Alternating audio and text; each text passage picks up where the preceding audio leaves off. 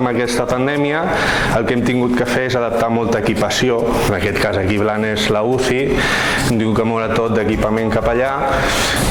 Les zones estan dividides de tal manera que tenim un tipus de materials als quals hem tingut que adaptar per ficar tota l'equipació en el seu lloc i recanvis, molts recanvis a nivell de fungible que es gasta molt amb el tema de respiradors, per exemple.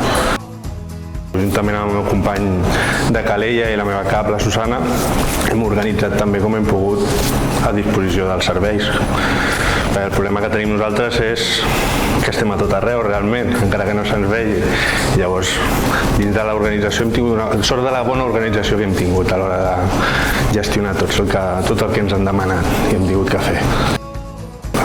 El tracte amb la gent, amb aquesta situació que hi ha hagut molt estrès, de golpe, ha sigut una mica agobiant. Perquè, clar, sol·liciten un lloc, sol·liciten un altre, les màquines no funcionen, quan sí funcionen o no, ha sigut bastant estressant, però bé dins de la gestió que hem tingut. Entre nosaltres ens hem pogut anar comunicant i ajudant.